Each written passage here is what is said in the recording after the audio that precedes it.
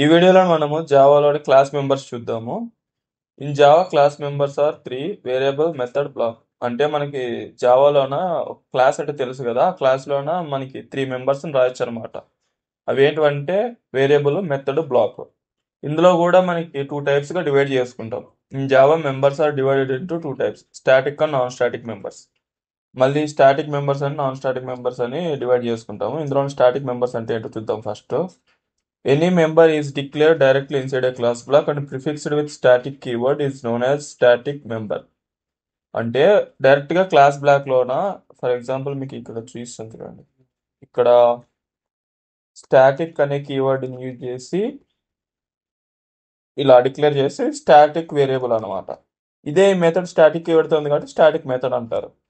ఇలా declare direct గా ఇది క్లాస్ కదా, క్లాస్ లోపల స్టాటిక్ కీవర్డ్ తో డిక్లేర్ చేస్తే దాన్ని స్టాటిక్ మెంబర్స్ అంటారు అనమాట. ఇందులోన మనకి 3 టైప్స్ ఉన్నాయి: static variable, static method, static black.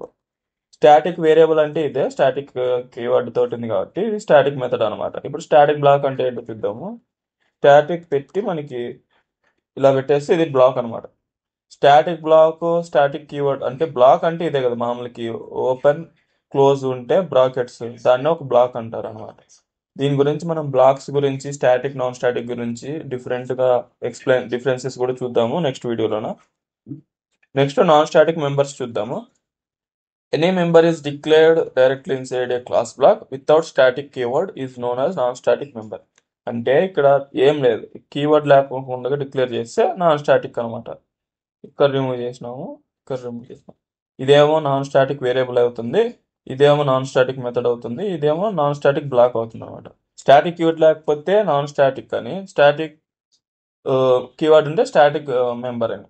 ఇందులోన మనకి in Java non static members are 4 types: non static variable, non static method, non static block and constructor. ఇక్కడ మనకి 4 వస్తాయి అనమాట. స్టాటిక్ లో 3 ఉంటాయి కదా, కానీ ఈ నాన్ స్టాటిక్ లో మాత్రము 4 వస్తాయి. ఇందులోనే కన్స్ట్రక్టర్ అనేది స్పెషల్ అండ్ వెరీ యూజ్ఫుల్ అనమాట మనకి. అది ఎందుకు అంటే కన్స్ట్రక్టర్ గురించి సపరేట్ ఒక వీడియో చేద్దాము. అది ఎందుకు అంత స్పెషల్, దానికి ఉన్న స్పెషాలిటీ ఏమి. మనం రియల్ టైంలో కూడా ఎక్కువగా కన్స్ట్రక్టర్ని యూజ్ చేసే వర్క్ చేస్తామండి. ఆ కన్స్ట్రక్టర్ డిక్లరేషన్ ఎలా ఉంటుందంటే మనకి సేమ్ క్లాస్ నేమ్ ఏదైతే ఉందో అదే నేమ్ తోటి ఉండాలన్నమాట. ఇప్పుడు శాంపుల్ కదా క్లాస్ నేము, ఇదే క్లాస్ నేమ్ తోటి డిక్లేర్ చేస్తాం. ఇది ఒక కన్స్ట్రక్టర్ అనమాట. దీన్నే కన్స్ట్రక్టర్ అంటారు. ఇక్కడ దీని ఫార్మల్ ఆర్గ్యుమెంట్స్ కూడా వస్తాయన్నమాట. ఇది మెత్తలాగానే ఉంటుంది, కాకపోతే కన్స్ట్రక్టర్కి రిటర్న్ టైప్ ఉండదు.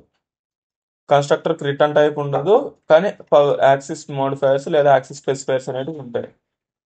That's it for the video. మీకు ఏమైనా డౌట్లు ఉంటా, మీకు ఇంకా ఏమైనా వీడియోలు కావాలన్నా కామెంట్ సెక్షన్లో అడగండి, నేను తప్పకుండా రిప్లై ఇస్తాను. Thank you for watching. Please do subscribe, like, share, comment guys. Thank you. Bye bye.